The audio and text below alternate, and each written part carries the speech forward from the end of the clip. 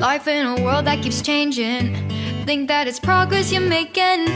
Copy and paste pretty faces all the time. Pictures so perfect we play. Hello everyone, welcome to Anointed Lady TV, the home of news and politics. If it is your first time in this channel, you are highly welcome. Thank you so much for stopping by. And if you like what we do on this channel, hit on the subscribe button. Also put on the notification bell so you'll be notified by YouTube anytime we drop a new video. And if you are returning subscribers, thank you very much for always coming back to watch our videos. On this platform, we drop videos every day and we react to every video that come our way. And on this very video, I will be watching with you. And after watching, let's go to the comment section and drop our opinion constructively. Like our videos and also share our videos if possible. See you next time in my You, the people, we the people, watch the Constitution of the Federal Republic of Nigeria violated. And the best we can do is respectfully to hold lectures. It is a welcome development that the duo of Titi and Dati Baba Ahmed are talking tough. Talking tough is a very natural way of expressing disappointment and from someone who lost something, or more precisely, someone whose electoral mandate was stolen. MKO Abiola did the same thing to a military government after waiting for some weeks for the reversal of his annulled victory. If MKO Abiola could talk tough to a military dictator like Abacha, why wouldn't Titi and Dati Baba Ahmed talk tough to fellow civilians and their associates who rigged themselves to power? The fact that they are in court challenging the results and Inec declaration doesn't mean that they will keep silent. Silence is complicity.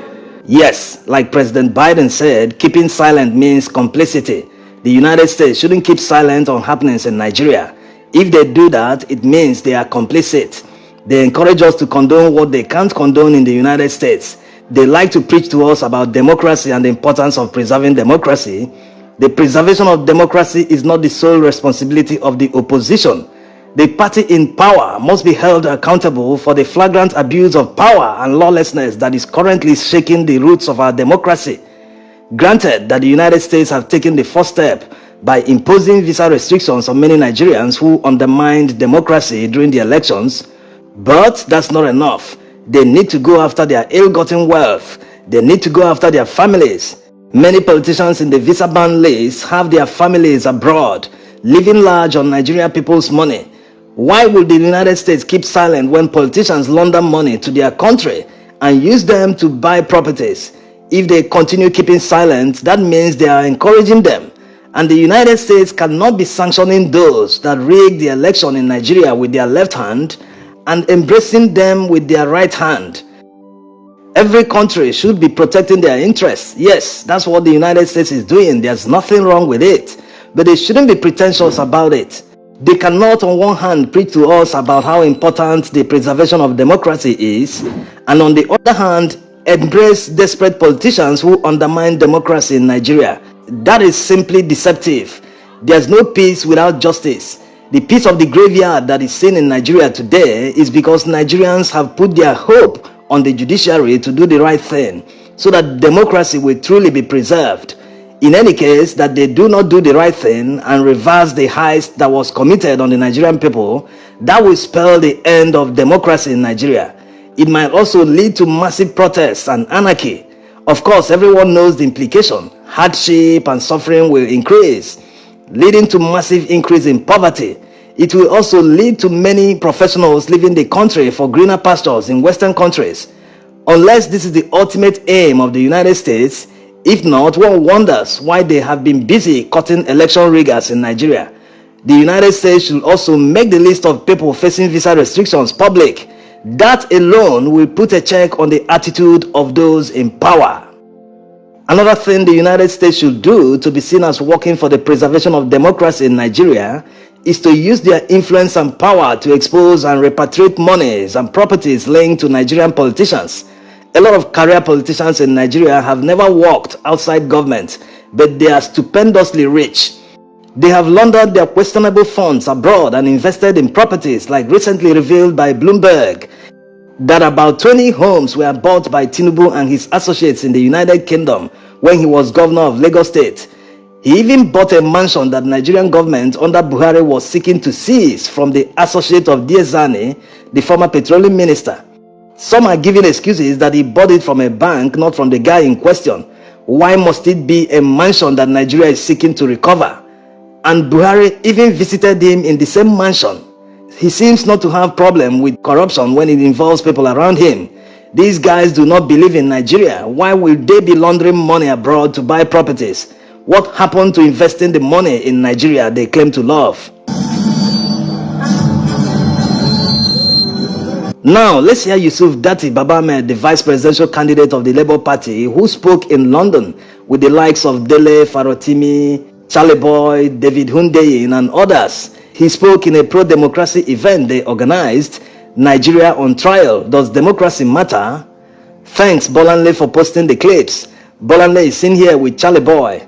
Dati Baba Ahmed used the opportunity to reiterate that Nigerians shouldn't stand by and allow politicians to do irreparable damage to our democracy. Keeping silent means complicity. Let's take a listen. And without going into so much comparison, because I'm speaking in general terms, I'm not speaking about the 2023 elections now.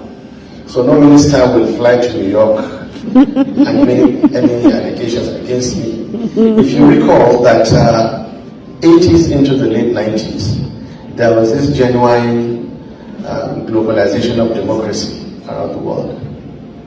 But then there is a certain part of the world with very old, rich culture and history, namely the Middle East. I'm speaking about the constitution that has provided how the judiciary shall exist, the armed forces shall exist, the Nigerian police shall exist, the National Assembly shall exist. I'm speaking about the Nigerian constitution, which says what must happen for there to be a validly elected president. Nigerians, our destiny is ours. You can't come here and scare the UK that refugees will come. Yes, they come from everywhere. A few more from Nigeria doesn't make a difference. That's not how to motivate them. Go and practice your democracy, and we'll meet you somewhere and make it work. Nigerians, go and make your democracy work. Thank you. Yes, the opposition should be talking tough, even in the face of threats of arrests and prosecution. No one can take away the right of free speech from anyone. It wasn't possible during the military dictatorship. It isn't possible now. Also, it seems that the rumor is true after all, that Buhari is actually in the United Kingdom lobbying for the acceptance of Tinubu and the electoral heist that they committed on February 25th, 2023. So they are actually matching them pound for pound. As can be seen here, the members of Diaspora Action for Democracy handing over election petition letter to the Prime Minister of the United Kingdom. The Tories have more problems to worry about because of the massive losses they had in recent local elections. The United Kingdom is actually a major enabler of the problem we have, but let's save that for another video. You have heard them say we don't have structures. That is the structure we're trying to destroy. Structure of criminality. P2B is also talking tough. When people heard what P2B said at the book launch in Oka, he said that he is sure that he must be the president of Nigeria. If not today, it must be tomorrow. A lot of people had every reason to doubt this kind of statement being credited to P2B by Nigerian newspapers, because P2B is a meticulous, calculated person.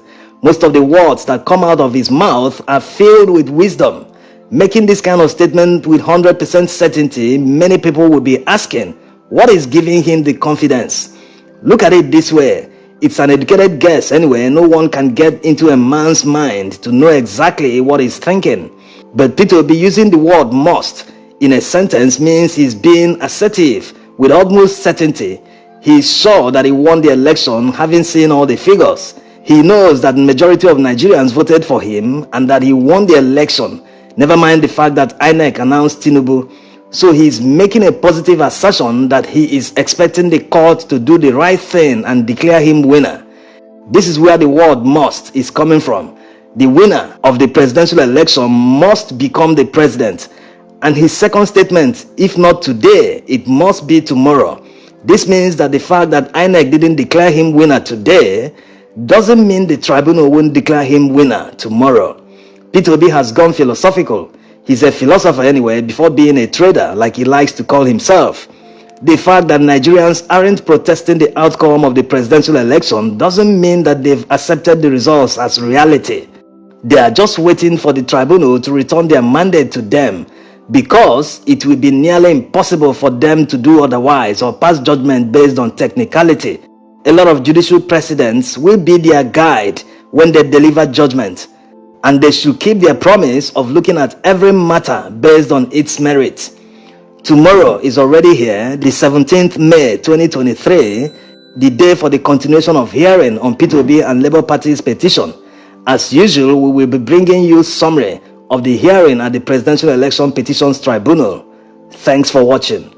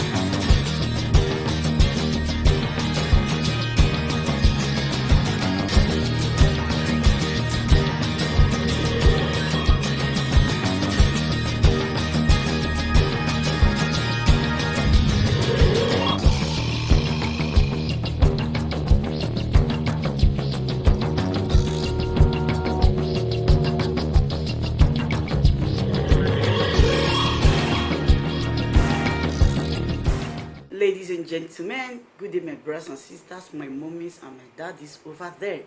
Is your sister again, your doctor, your friend, your girl, Anointed Lady TV. Please, if today is your first time of coming across my YouTube channel, please do subscribe for me. Subscribe and turn on the notification bell. So each time I upload any video, you will be notified. So in this my channel, I will be bringing up many things to you in which you will benefit from it. I do talk show, I do news, anything you want to talk about, I am into it. Please subscribe and turn on the notification bell. So each time I upload any video or each time I'm on live on YouTube, you will be notified. Thank you very much for always being there for me. Please do subscribe for me, and as you do so, God will richly bless you and meet your heart desire. Thank you very much. I love you all. Ladies and gentlemen, good day my brothers and sisters, my mummies and my daddies over there. Is your sister again, your doctor, your friend, your girl, Anointed Lady TV. Please, if today is your first time of coming across my YouTube channel, please do subscribe for me. Subscribe and turn on the notification bell. So each time I upload any video, you will be notified. So in this my channel, I will be bringing up many things to you in which you will benefit from it. I do talk show, I do news, anything you want to talk about, I am into it. Please subscribe and turn on the notification bell. So each time I upload any video or each time I'm on live on YouTube, you will be notified. Thank you very much for always being there for me. Please do subscribe for me, and as you do so, God will richly bless you and meet your heart desire. Thank you very much. I love you all.